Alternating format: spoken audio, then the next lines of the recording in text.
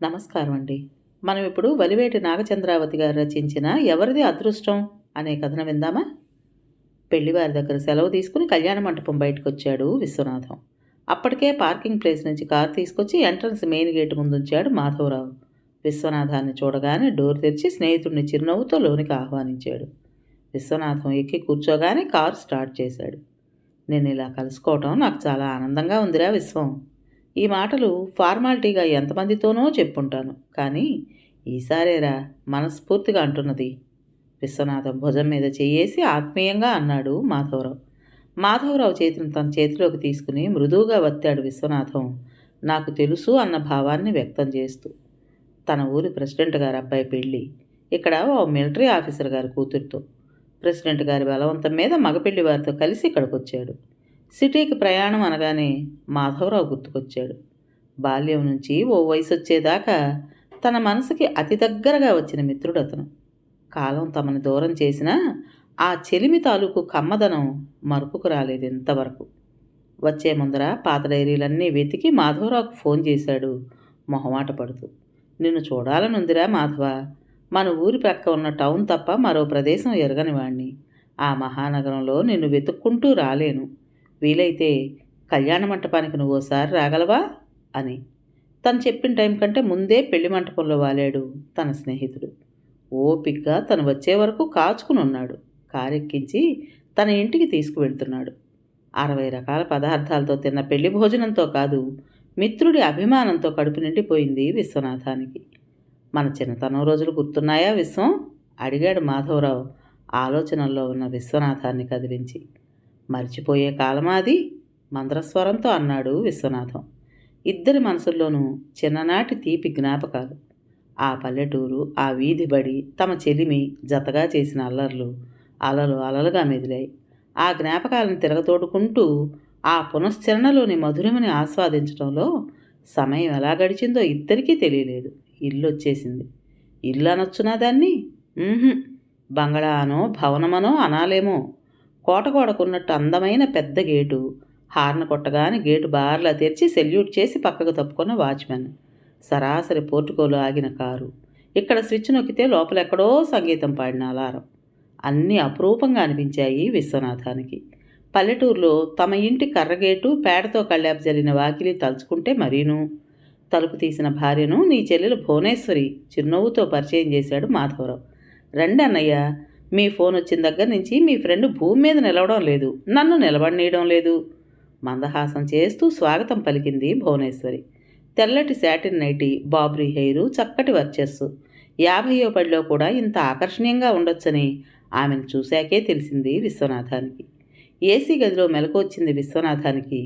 తెల్లవారుజామున 4 గంటలకు కోడికోతతో కాదు. గుడ్ మార్నింగ్ విశ్వ, బెడ్ కాఫీ అలవాటుందా అంటున్న మాధవరావు మేలు కొలుపుతో 8 గంటలకు. బుద్ధి తెలిసి ఇంత ఆలస్యంగా లేవడం ఇదే ప్రథమం. ఏసీ చల్లదనం మహత్యం. అబ్బురు పడుతూనే మిత్రుడితో బెడ్ కాఫీ అక్కర్లేదని చెప్పి అటాచ్డ్ బాత్రూమ్ కేసి నడిచాడు విశ్వనాథం. పడగ్గది సౌందర్యం హాయిగా తోస్తే బాత్రూమ్ సామాగ్రి పజిలనిపించింది ఆయనకి. గోడంతా పరుచుకున్న అద్దమేమిటి, ఆ బాత్టబ్ ఏమిటి, షవరు, సేవరు, గేజరు, లోషన్లు, క్రీములు, అబ్బబ్బా, బాత్రూమ్కి కూడా ఇంత వైభవమా అని విస్తుపోయాడు. పెరట్లో దూరంగా ఓ మూలన సిమెంట్ రాళ్లతో కట్టిన తమ స్నానాల గది ఎక్కడా, ఇది ఎక్కడా? ఓహోహో అని కూడా అనుకున్నాడు. ఆ ఒక్కసారే కాదు, ఎన్నో అత్యంత ఆధునిక సదుపాయాలున్న వాళ్ళ వంటగది, అదే కిచెన్ను చూసినప్పుడు, కళాత్మకంగానే కాదు ఖరీదైన అలంకారాలున్న డ్రాయింగ్ రూమ్ను చూసినప్పుడు మరీ మరీ ముగ్ధులైపోయాడు ఆయన. ఆ హాలు ఊరంత ఉంది. హాల్లో ఆ ఉయ్యాల వల్ల ₹1,00,000. ఆ ఊగే కుర్చీ, ఆ సోఫా సెట్టు, కూర్చుంటే అడుగులోతు పూలగుట్టలోకి దిగిపోతున్నట్టుంది. అవెన్ని లక్షలు చేస్తాయో. ఇల్లంతా పాలరాయి. ఇంటి ముందు 2 కార్లు, ఇంటి చుట్టూ గార్డెను. ఇన్ని అమర్చుకోవాలంటే ఎంత సంపాదించాలి, దానికి ఎంత కష్టపడి ఉండాలి? తెగ ముచ్చట పడిపోయాడు విశ్వనాథం స్నేహితుడి ప్రయోజకత్వానికి. బ్రేక్ఫాస్ట్కి అప్పటికప్పుడు బ్రెడ్ స్లైసెస్ని టోస్ట్ చేసి నైస్గా నైఫ్తో బటర్ అప్లై చేసి పింగాణి ప్లేట్లో పెట్టి జామ్ వేసి భర్తకి విశ్వనాథానికి ఇచ్చింది భువనేశ్వరి. ఒళ్ళు అలవకుండా, కట్టిన బట్ట నలగకుండా అంత నీట్గా, అంత టేస్ట్గా పలహారం తయారైపోవడం తెగ నచ్చేసింది విశ్వనాథానికి. 10 గాగిల్సు, హై హీల్స్తో తయారైపోయింది భువనేశ్వరి. సారీ అన్నయ్య, నాకు కూడా మీతో స్పెండ్ చేయాలనే ఉంది, కానీ నేను ఇవాళ తప్పకుండా అటెండ్ అవ్వాల్సిన బోర్డు మీటింగ్ ఉంది. తొందరగా రావడానికి ట్రై చేస్తాను, సరేనా? Bye, see you. విశ్వనాథం నొచ్చుకోకుండా క్షమాపణలు చెప్పేసి వెళ్ళిపోయింది. నేను మాత్రం నా ప్రోగ్రామ్స్ అన్నీ క్యాన్సిల్ చేసేయమని మా ఆఫీస్కు ఫోన్ చేసేసాను రా విస్సు. ఈ 2 రోజులు నిన్ను వదిలిపెట్టను, చెప్పాడు మాధవరావు. కృతజ్ఞతగా చూశాడు విశ్వనాథం. మర్నాడు భువనేశ్వర్ కూడా ఇంట్లోనే ఉండిపోయింది. భార్యాభర్తలిద్దరూ ఆ రోజంతా విశ్వనాథానికి పూర్తి కంపెనీ ఇచ్చారు. ఉదయాన్నే భువనేశ్వరి సింపుల్గా వెజిటబుల్ పలావు, టొమాటో సూపు తయారు చేసింది. బ్రేక్ఫాస్ట్ చేసేటప్పుడే మాధవరావు తాము విడిపోయిన దగ్గర నుంచి ప్రారంభించి తన చదువు, ఆ తర్వాత అందివచ్చిన అవకాశాలు, పైకి ఎగసిన తన అంతస్తు క్లుప్తంగానే అయినా దాపరికం లేకుండా చెప్పుకొచ్చాడు. ఆ పైన కాలేజీ రోజుల్లో భువనేశ్వర్తో పరిచయం, ప్రణయం, పరిణయాలను మధ్య మధ్య భువనేశ్వర్ విసిరే చెణుకులకు తన చెలోక్తులు జోడిస్తూ రసవత్తరంగా వినిపించాడు. విశ్వనాథాన్ని ఆకర్షించినవి ఆ విశేషాలు కాదు, ఆ దంపతుల అన్యోన్యత. ఇంకా ప్రేమికుల్లానే ఉన్నారు వాళ్ళు, నవ్వుకుంటూ జోక్స్ వేసుకుంటూ. చాలా ఆశ్చర్యంగా ఉంది ఆయనకి. ఆయన ఇల్లాలు మేనమామ కూతురే. ఇప్పటికీ ఆయన చూడగానే భుజం చుట్టూ చెంగులాక్కుంటుంది. మరి ఆ రోజు మధ్యాహ్నం భోజనాలు అయ్యాక కంప్యూటర్కి వెబ్కామ్ కనెక్ట్ చేసి విశ్వనాథాన్ని అమెరికాలో డాక్టర్గా ఉన్న కొడుకు దగ్గరికి, కెనడాలో రీసెర్చ్ చేస్తున్న కూతురు దగ్గరికి తీసుకువెళ్ళాడు. వాళ్ళతో మాట్లాడించాడు. అల్లుణ్ణి, కోడల్ని పరిచయం చేశాడు. మనుమలతో హాయ్ చెప్పించాడు. అనుకున్న వెంటనే మేట నొక్కితే చాలన్నమాట. పిల్లల్ని చూసుకోవచ్చు, ఎదురు బొదురు కూర్చుని మాట్లాడుకోవచ్చు. దగ్గర లేరన్న చింత ఏముంటుందిక? అరటిపండు వచ్చి అరచేతిలో పెట్టుకున్న చందాన జీవితాన్ని ఇంత సమర్థంగా మలుచుకోగలిగిన తన స్నేహితుడి వంక ప్రశంసగా చూశాడు విశ్వనాథం. ఆ రాత్రికే తిరుగు ప్రయాణం. భార్యాభర్తలిద్దరూ స్టేషన్కి వచ్చారు. ట్రైన్ కదిలేదాకా అవి ఇవి మాట్లాడుకుంటూనే ఉన్నారు ముగ్గురు. సిగ్నల్ పడింది. కిటికీలోంచి మాధవరావు చెయ్యందుకుని సెలవు మాధవ అన్నాడు విశ్వనాథం. మంచిది విశ్వ అంటూనే హఠాత్తుగా గుర్తొచ్చినట్టు అన్నట్టు నన్ను మీ ఇంటికి రమ్మని పిలవనే లేదు నువ్వు అన్నాడు మాధవరావు నిష్ఠూరంగా. ఉలిక్కిపడ్డాడు విశ్వనాథం. సమాధానం కోసం వెతుకుతూ పేలవంగా నవ్వి ఏదో అనబోయాడు. ట్రైన్ కదిలింది. స్టేషన్ వదిలింది రైలు. కార్నర్ సీట్లో కూర్చుని చీకట్లోకి చూస్తూ ఏమని ఆహ్వానించను నిన్ను మాధవ? ఏమున్నదని నా ఇంట్లో? వాకిట్లో మట్టి, పెరట్లో గొడ్లు విరక్తిగా అనుకున్నాడు విశ్వనాథం. కానీ వద్దనుకున్నది జరగకూడదని ఏమీ లేదుగా. కర్ర గేటు తెరుచుకుని ఆ ఇంటి ముంగిట్లోకి అడుగు పెట్టాడు మాధవరావు. గేటు దగ్గర నుంచి ఇంటి ముందున్న మెట్ల దాకా పళ్ళాల నిండా పూలు నింపుకుని ఆహ్వానించడానికి సిద్ధంగా ఉన్న కన్నెపిల్లల్లా ఉన్నాయి దారికి 2 పక్కల విరబూసి ఉన్న బంతి చెట్లు. పచ్చమట్టితో అలికిన వాకిలి క్యాన్వాస్ మీద పేరు తెలియని చిత్రకారిని ఎవరో శ్రద్ధగా చిత్రించినట్టుంది రంగవల్లిక. 4 అడుగులు ముందుకు వేశాడు. ఎదురుగుండా పాతబడిన దిట్టంగా ఉన్న మండువా లోగిలి, పసుపు కుంకుమలు పెట్టిన మండిగంతో పవిత్రంగా కనబడుతోంది సింహద్వారం. ఇంటి ముందున్న వరండాలో కూర్చుని పాలేరు ఏదో చెబుతుంటే వింటున్నాడు విశ్వనాథం. అనుకోకుండా ప్రత్యక్షమైన స్నేహితుడిని చూసి ఆశ్చర్యంతో, ఆనందంతో తల మునకలయ్యాడు.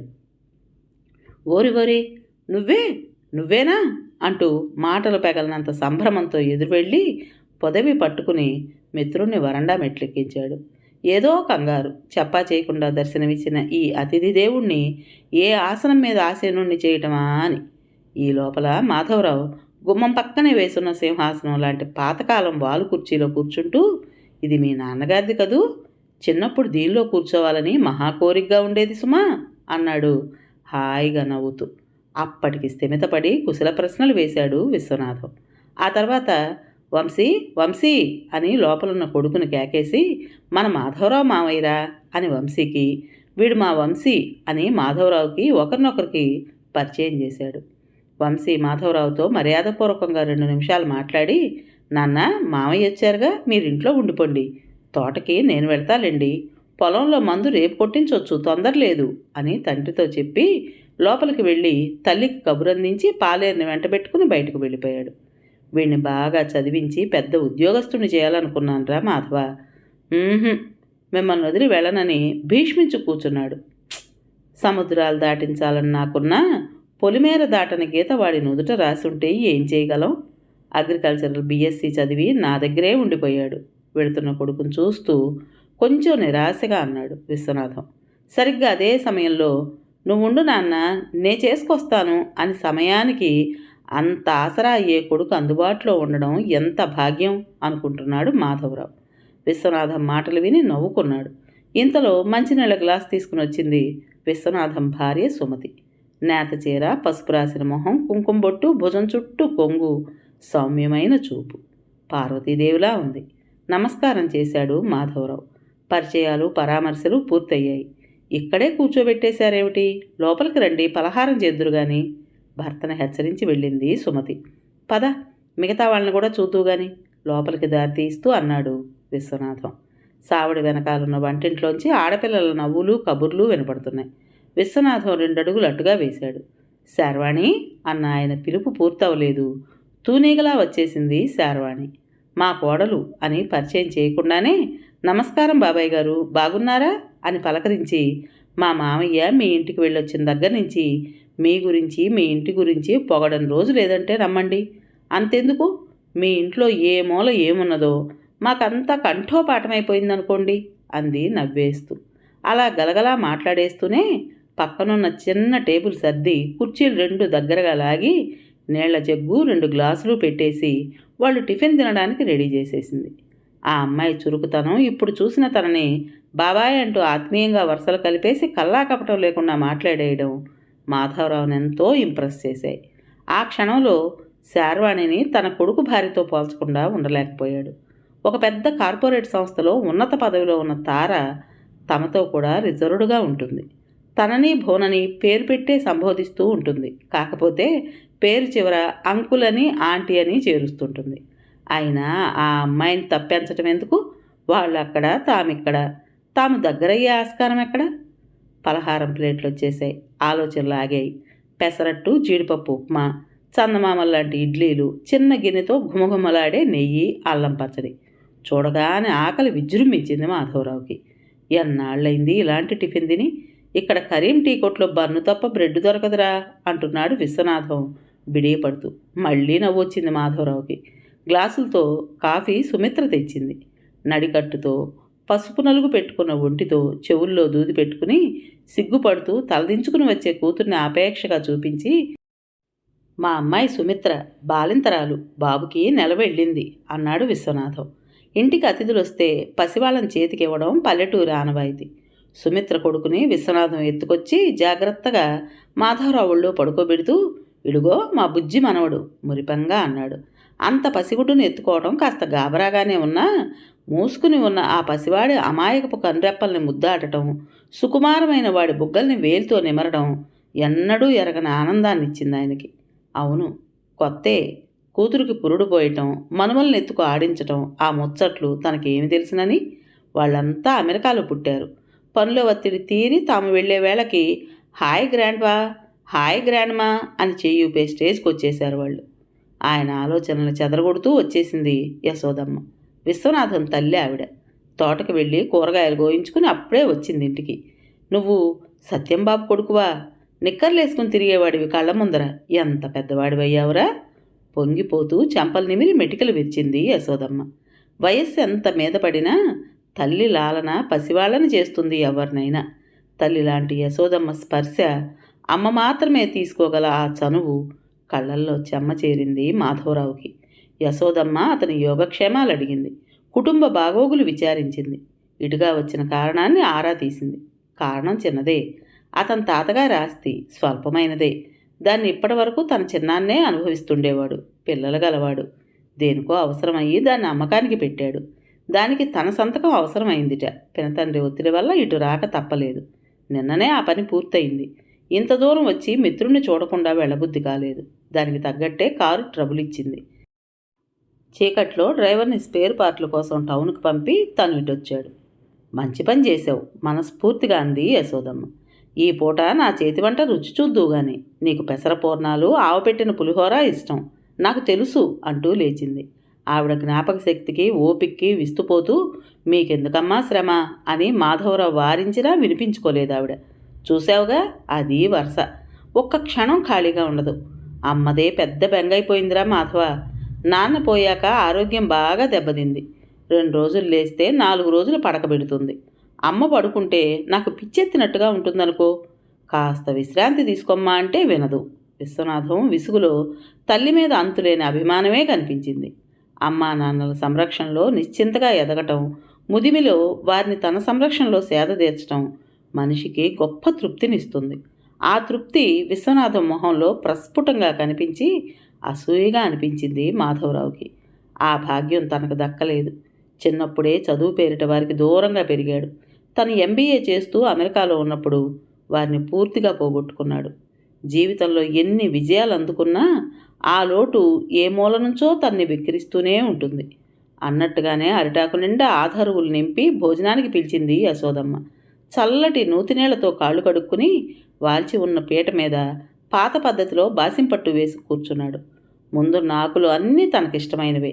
తిని ఎన్నాళ్ళు కాదు ఎన్నేళ్ళయిందో. బ్లడ్ ప్రెషరు, షుగరు, పథ్యం, డైటింగు లాంటి అభ్యంతరాలన్నీ ఆ రోజుకి పక్కకు పెట్టేసి యశోదమ్మ పక్కనే కూర్చుని కొసరి వడ్డిస్తుండగా పదార్థాల మీదకి దాడి చేశాడు మాధవరావు.